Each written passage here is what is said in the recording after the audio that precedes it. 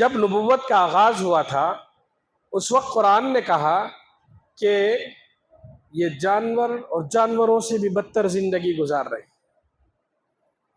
23 سال کی مدت گزری، 23 سال کی مدت کے بعد آپ دیکھیے انہی لوگوں کو قرآن نے کہا جن لوگوں نے ایمان قبول کیا، رسول کے راستے پر چلے، اللہ نے کہا اللہ ان سے راضی ہوا۔ آپ علیہ السلام تنہا کھڑے ہوئے تھے اور جب اس دنیا سے رخصت ہو رہے تھے 1 لاکھ سے زائد لوگوں نے آپ کے سامنے اللہ کے ایک ہونے کا اعلان کیا تھا، اور اس سے بھی زائد لوگ تھے۔ وجہ کیا تھی؟ وجہ یہی تھی کہ آپ نے اپنے اخلاق، اپنے کردار، اپنی میٹھی گفتگو، اپنے حسن سلوک، اپنے حسن سلیقہ، اپنی طرز گفتگو، اپنی طرز زندگی اور اچھے اخلاق کے ذریعے لوگوں کو اپنے دلوں کی طرح اپنی طرف کھینچ لیا تھا۔ ربیع الاول کے مہینے میں ویسے ساری زندگی ہمیں رسول اللہ صلی اللہ علیہ وسلم کے نقش قدم پر چلنا ہے۔ ہر لمحہ، ہر وقت جو کام بھی ہم کریں آپ علیہ السلام کی زندگی ہمارے لیے نمونہ ہونا، سونا، اٹھنا، بیٹھنا، جاگنا، چلنا پھرنا، ہر چیز رسول اللہ صلی اللہ علیہ وسلم کی سنت کے مطابق ہونی چاہیے۔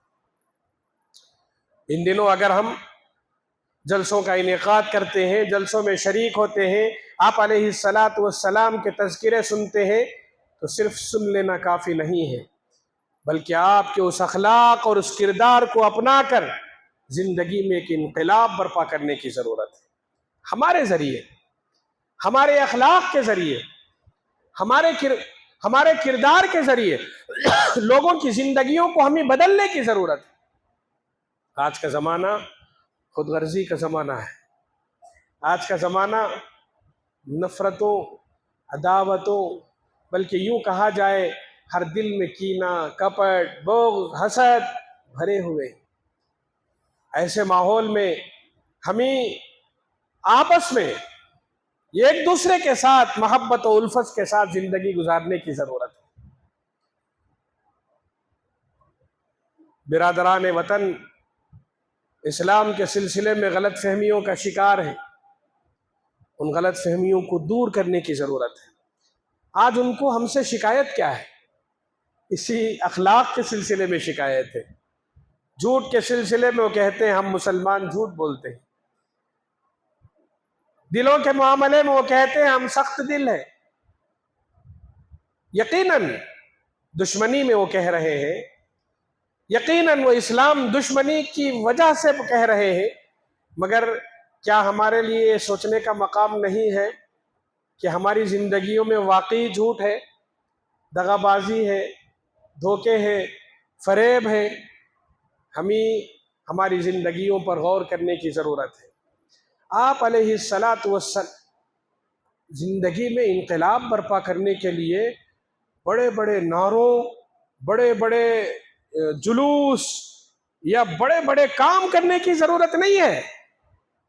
اپنی روزمرہ کی زندگی میں ہماری اپنی زندگی کا جائزہ لے کر خود ہماری زندگی میں نمایاں تبدیلی کر کے دوسروں کو ہم متاثر کر سکتے ہیں۔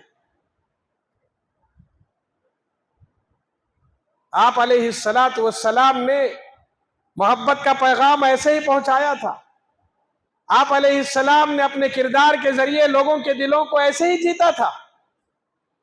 چھوٹی چھوٹی باتیں آپ علیہ السلام گزرتے راستے سے، آپ امام الانبیاء ہیں، آپ خاتم الانبیاء ہیں، آپ محبوب خدا ہیں، آپ کا درجہ انسانیت میں سب سے بڑا ہے، مگر آپ نے لوگوں کے دلوں کو جیتنے کے لیے آگے بڑھ کر سلام کیا۔